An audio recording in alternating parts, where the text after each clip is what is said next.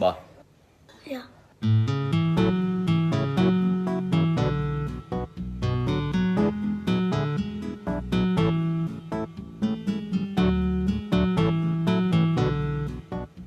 Làm cái gì đó?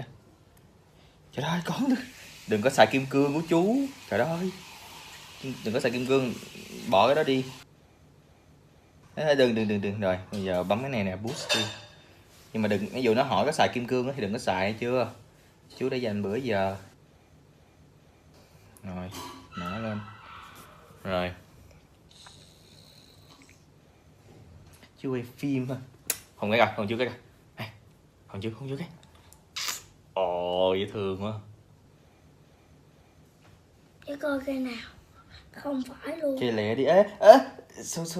Xóa rồi. Tại lấy con lỗ. Tại vì nó yếu á. Trời ơi.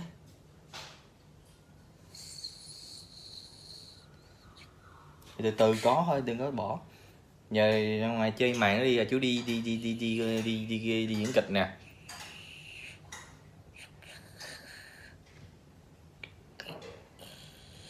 Chú nói đừng có, con bấm vậy là xài kim cương của chú rồi, hết kim cương này thấy không? Kim cương dùng tạm chuyện khác. Con đổ. Con chỉ túi nước mà. Con mới bấm vô nè, bấm vậy là mất 10 kim cương đó. Đừng có xài kim cương, để dành kim cương. Con lỗ đâu? Không có lửa. Nếu phun con lỗ. Rồi giờ thoát ra chơi màn này, chú đi công chuyện nè. Em biết rồi. Lớp con có mấy người? Lớp có mấy người? 36 người. 36 người hả? Thôi chú đi nha. Thôi. Chú đi nha. Thôi. Nhưng mà chú đi giờ phải ra ngoài chứ, thôi là sao? Chú có công chuyện. Bồi, chú đi nha. Thôi. Chứ giờ muốn chú ở đây luôn hả? Ở đây làm gì? Để con chơi. Thôi, chơi nãy giờ 1 tiếng hơn rồi, chơi nhiều không tốt cho mắt đâu. Thôi chú đi nha. Thôi. Thôi giờ dẹp đi, có vậy đi chú đi nè. Chú đi nè.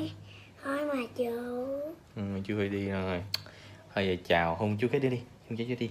Đi, hôn chú cái đi mình đi. Cái đó không có tác dụng, cái đó chỉ xài với cái máy thôi. Mặt lắm rồi.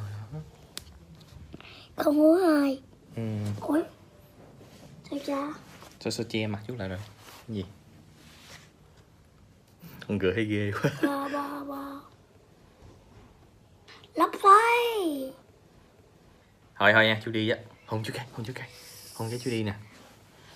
Ổn. Thôi chú đừng đi. Thôi chú phải đi.